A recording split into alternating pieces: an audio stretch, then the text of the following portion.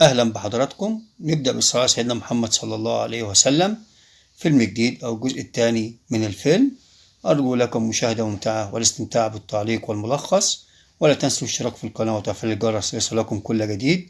دمتم في أمان الله. سلام. بيبدأ الفيلم بنهاية الجزء الأول لما كان جاسي رايح المعبد وجوزة الهند اتكسرت منه وراحت على دماغ بيلو هنا جت في دماغه تعبان قوي. راح بيلو بيقول له ما تحاسب. بيلو قال له يا ما تقلقش، ده هو ما يقصدش. اهدى يا عم، انت مين وعايز ايه؟ قال له انا واحد جاب حتة ارض هنا. قال له بس انت شكلك مش من البلد، اسمك ايه؟ لا اخته جاية بتقول له خد يا باشا، انت ايه اللي جابك هنا؟ قال لها خد الكاميرا بتاعتك. الواد بوبي الدكتور قال لها هو ده الموز بتاعك يا بت ولا ايه؟ المهم بيلو بيقول له معرفناش انت مين. لقى تليفون جاي له من اخوه بس ماهوش فاهم منه الكلام بتاعه. حس ان هو سكران وشارب حاجه، قام جاي قافل السكه في وشه. غرف ده يا يار. قال له لازم نعزمك على البيت طالما انت صاحب اخت. قال له معلش اصل انا رايح لواحد اسمه بيلو عشان اروح حته الارض. قالوا له يا مجنون ما هو ده بيلو. وكان هنا بقى الموقف المحايد. قال له يا باشا لازم تيجي معايا البيت. واستقبال الحافلين واقفين له على الباب. دخل لقى الجده مربوطه فك ايدها. واد طيب اول ما يعرفش دي اللي كانت بتقول له اقتلوه زمان طبعا. جه الواد توني قال لهم يا جماعه لقى الواد جاسي واقف مع الواد الصغير وبيلعب معاه وبيحبوه جدا، لكن دخل لاخوه بيلو وقال له هو ده اللي قتل ابونا، او اللي ابوه قتل ابونا ولنا عنده طار. قال له احنا ما نقدرش نعمل اي حاجه في حد في بيتنا، انت عارف اللي في بيتنا ده عامل زي الاله والعياذ بالله، لما يخرج من هنا انا هقتله. وكده خد القرار وكله مستعد لقتل المعلم جاسي لما يخرج من البيت. قاعد هنا على السفرة وكله بيرحب بيه ترحيب بغيظ. لاحظ ان هم اتغيروا عليه خالص وفي كده علامات مش مظبوطة على وش الواد بيلو. دخل اخوه قال له يا عم يلا احنا مستعجلين يلا عشان نمشي. استغرب جاسي وهنا بيلو قال له اهدى شوية. يلا يا عم عشان نخلص. كل يا سيدي اهدى يا عم. وكله عمال يقول له ليه يا عم بتستعجل ليه؟ قال لهم عشان الشهر العقاري نسجل الارض. قال لهم لسه بدري. جه يقوم كله مستعد عشان يخلص عليه. دخلت واحدة بآيس كريم، خد حتة آيس كريم كده. قال الله ما تاخد يا ابني حتة، ده محروم من الآيس كريم لحد ما ياخدوا بطار أبوهم. بيلو قال له يا عم اقعد، وعمال يزعق فيه. حس إن هو نأفور أوي شوية كده. قال له معلش حقك عليا، اقعد بس كده. قعد ايه ده كل يا باشا وخلص براحتك. كله قاعد مستنيه عشان يخلصوا الجريمة اللي هم عايزين يعملوها. دخلت واحدة تانية بمشروب، اللي هي مين؟ اللي هي مامي حبيبة بيلو. يا ست اهدي شوية، ازاي اشرب لبن بعد ايس كريم بطنه قطع وجاعه. قال له بس اقعد واهدى مفيش مشكلة. قال لهم خلاص هاتي فين الحوض عشان اغسل ايديا. راح يغسل ايديه. فقالت لهم احنا عيلة ساندو كرمة جدا في بيتنا. قال لها انتوا عيلة ساندو اللي طار عند راندو؟ قالت له ايوه بالظبط كده. هنا عرف ان هم وقعتهم صلع عايزين يقتلوه. يعمل ايه بقى ويخرج من البيت ازاي؟ لا تبهتيلي فوطه بس عشان انشف ايديا. هنا عمال يبص يشوف الدنيا فيها ايه. لقى الباب مقفوله ولقى الدنيا كلها مستعده عشان تخلص عليه. عمال يجري ويتنطط زي المجنون عشان يهرب. لا الاتنين دول المعلمين شاربين ومتظبطين وعمالين يقولوا احنا نخلص عليه بس ما يخرج من البيت، لان اي حد عندنا في البيت هنا عامل زي الاله والعياذ بالله. فهنستنى لحد ما يخرج ونقضي عليه بخبطة رجل واحد. هكذا هي الحكاية. دخل جري المعلم جاسي البيت تاني. لقى بيلو في وشه انت ازاي خرجت؟ ومتضايق ومتعصب جدا من اخواته. خرج امتى ده؟ قال له لا يا باشا مفيش حاجة، انا كنت بتمشى بس كده بشوف البيت اخباره ايه. جت البيت تبان. قالت له يا عم خد الفوطة نشف ايديك. قال لها معاكي حق وعملها حجة ورجع لها جاري.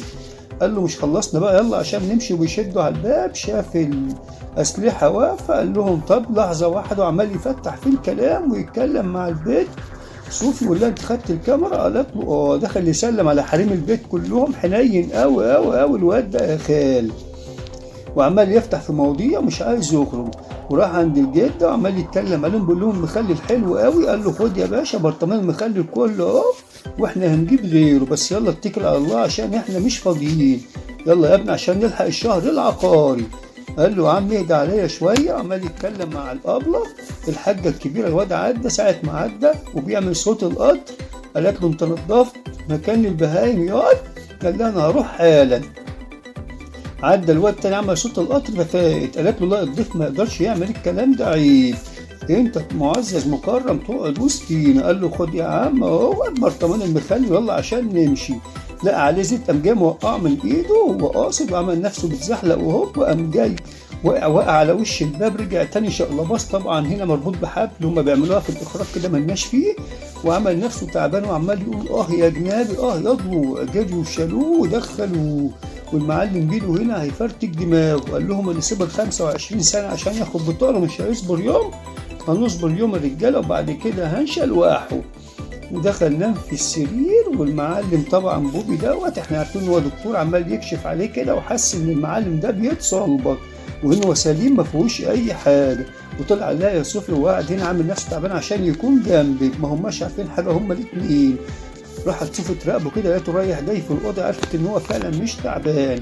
ودخلت له قالت له اهلا بيك نورت مكانك يا باشا، وقعدت تدلك له في ظهره كده مش عارف العيال دي تعبانه ولا ايه. ودخل بيله وقال له خلي بالك انا عارف انت مين وانت كمان عارف احنا مين، ومش هسيبك الا ما اخلص عليك بس لما تخرج من البيت. ده قولا واحدا انتهينا يا باشا. راحت البت دامي للمعلم بيلو ساعتها بيشوفها ودانه بتوقف. الواد جاسي واقف فوق السطح عايز يتصرف ويطلع من هناك يشوف اي صرفة عشان يمشي من البيت. يبص لقى المكان فاضي كده، فواقف بيطلع صباعه وايده ما لقاش حاجه، بيطلع رجله جاي يخرج رمى المخده كده كاختبار. لقاهم شقموها وقطعوها. قال يا وقع سودا، افتكر ان هم قتلوه. طبعا ده وهم. قعد يضحك ويقول لهم انتوا فاكرين ان انا مت ولا ايه؟ عمر الشاي بقى انا خارج اهو استنى هوب، لا انا راجع عشان انام تاني. راح طلع فوق السطح لقى الواد توني نايم عايز يخنقه بالمخده. قال له انت هتخنقني ولا ايه؟ قال له ابدا انا كنت حطها تحت دماغك عشان تنام عشان رقبتك يا حبيبي. قال له احنا بيت كرم واي ضيف عندنا بيطلب اي حاجه بنعملها له. قال له بقى كده لا علي بقى كده السويتر اللي عليك ده واديني الساعه واديني الفلوس اللي معاك واديني الموبايل. المهم شلوحه وسابوا عريان ومشي. وهنا عيال جبيله كلها لقيه بيتمرنوا كلهم عشان يقتلوه. جه ظابط بعربيه قال لهم انا سامع ان في واحد هنا محبوس عندكم في البيت وعايز يخرج وانتم مش راضيين. قال له بالعكس ده هو الضيف مش عايز يخرج ومستني جوه. جه الواد جاسي ساعة ما شاف الظابط طلع جاري قال هو ده اللي هينقذني من ايديكم، وقال لهم خلي بالكم انا هاخد بطاري منكم وهظبطكم والكلب اللي بيتشطر قدام بيته. قال له يلا يا باشا نمشي من هنا اصل انا خلاص هتعصب. قال له خلي بالك يا باشا ده ماشيين ورانا. قال له هم براحتهم يمشوا زي ما يمشوا، احنا في بلد هنا فيها حرية وفيها قانون. معلم جاسي لقاهم بيحودوا كده من طرق متفرعة اتبسط. خدوا الظابط ودخل بيت مهجور. قال له هنا الاسم. لقى المعلم بيله مستنيه. قال له بقى كده انت تبعهم؟ قال له اه. البس يا عم الحاج يلا عشان خارجين. كلهم مستعدين عشان يقتلوه. عمال يفتح في مواضيع وفي كلام ويفتح في حوارات لحد ما جروا وخدوا الحصان عشان يركبوا حصان بيله عشان يهرب منهم. وبعد شوية محاورات ومداولات وشوية أكشنات صفر بيلو للحصان فرجع الحصان تاني له. مسك بيلو البندقية ويضرب طلقة فيه. الحصان عمل فرملة قال ايه قام جاي رفعه 17 كيلو ودخل البيت تاني ونخد شوية ورد ووقع على الأرض. وقال ايه هو نازل بقى راكع كده على ركبته والورد دي البت صوفي خدي يا صوفي الورد ده. الهند دي بتعمل حركات يا جماعة في الدراما غير طبيعية. وهنا بيقول لها انت عارفاني؟ قالت له انا عارفاك من الاول. هي بتتكلم على اساس ان هو بيحبها وهو بيتكلم على اساس ان هو ابن راندو اللي عايزين يقتلوه. وبيلو هنا واقف استدعى العيله كلها عشان يخلصوا عليه ومستنيينه بره قدام الباب. طلع فوق السطح عمال يتكلم معاها. قالت له انا عارفاك. قال لها عارفاني ازاي؟ قالت له من ساعه ما ركبنا في القطر وانا عارفه كل حاجه. افتكرت هنا ان هو بيعترف لها بحبه وهو بيعترف لها بحاجه تانية خالص. البت دي مجنونة جدا جدا جدا. قال لها خلاص اوكي. قالت له انا راح اقول لاخويا بيلا ما تقلقش. بيبص لقاها بتحضن الواد بوبي الدكتور على اساس ان هو الواد جاسي اعترف لها بحبه وجاسي فاكر ان هي بتحب الدكتور.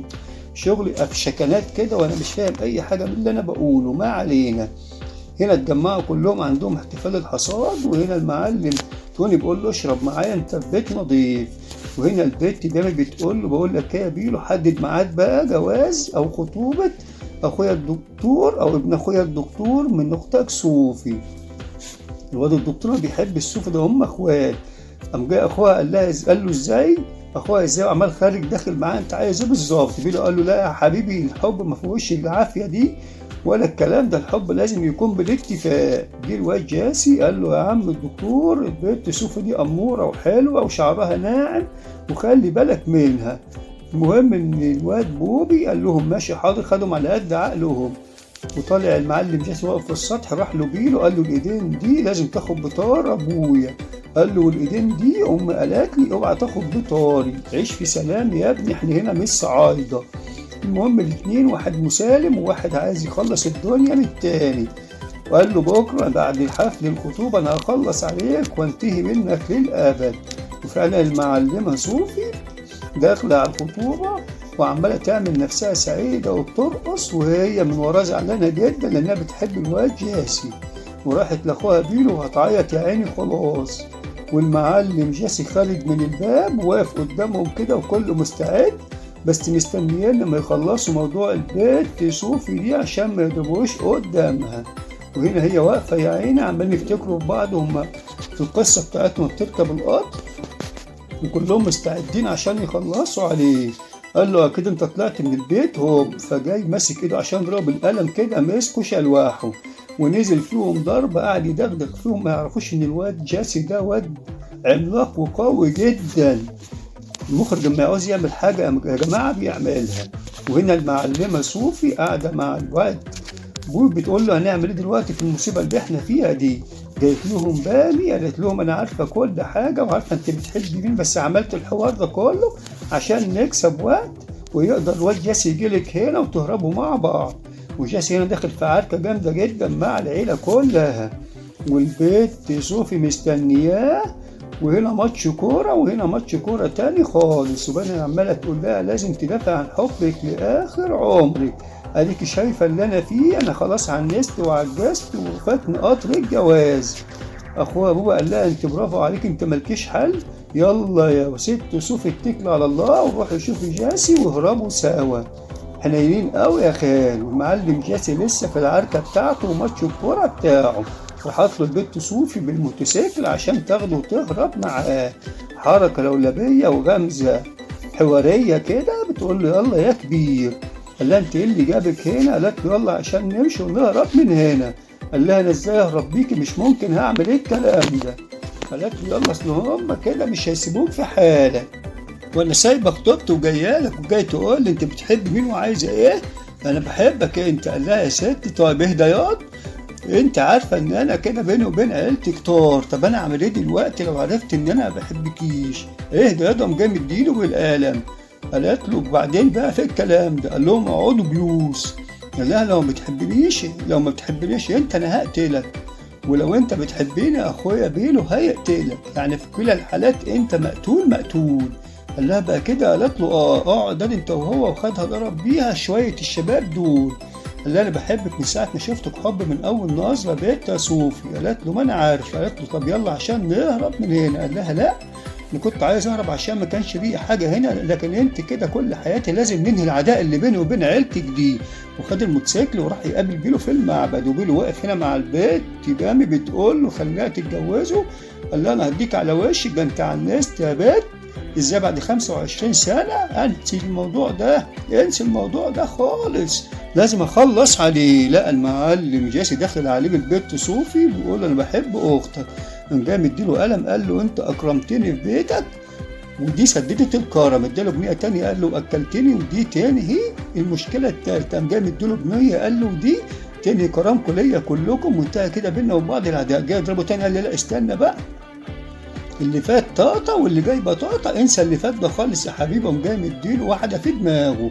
قال لهم محدش يتدخل، انا وهو لازم نصفي حسابنا مع بعضينا، خلي بالكم لو اللي هيتدخل ممكن اخلص عليه. قعدوا يخشوا مع بعض كده في عركه، قول ربع ساعه، نص ساعه، ساعه ونص، ساعتين شغالين مع بعض ضربه. دي احنا بنتفرج احنا الاتنين مع بعضينا. هم خبطوا في الحيطه، كسر الحيطه كلها والخزان اتفجر. يا جماعه في حاجات بتحصل مش طبيعيه. جت هنا صوفي قالت له يا عم خلي عندك دم انا بحبه. جت امه قالت له يا ابني كفايه بقى عداء وكفايه طار. كل الناس بتقول له اهدى اهدى يا ونيس، اهدى بلاش كده، انسى اللي كان ده كله. وهنا بدأ يحن شوية شوية الكلام الناس اللي حواليه. وهنا البت بياما قالت له بوس ايدك انهي العداء ده وخليهم يتجوزوا فاعطيهم، اشمعنى احنا عايزين نتجوز؟ وشوفها هتعيط يا عيني والدمعة هتفر من عيني لما شفتها بتعيط. وهنا عمال يفتكر في المناسبات اللي كانوا بيأكلوا فيه، فخلاص انتهى العداء يا جماعة وهينتهي الموضوع. وقال له عارف لما اتجوزتش اخت انا هخلص عليك واقتلك. افلام هندي جميلة جدا رومانسية. وهنا انتهى العداء بينهم وانتهى الفيلم. أرجو أن تكونوا قد استمتعتم بالملخص والتعليق عليه، ولا تنسوا الاشتراك في القناة وتفعيل زر الجرس ليصلكم كل جديد. دمتم في أمان الله وفي رعايته. سلام يا بشر، أو باي يا بشر.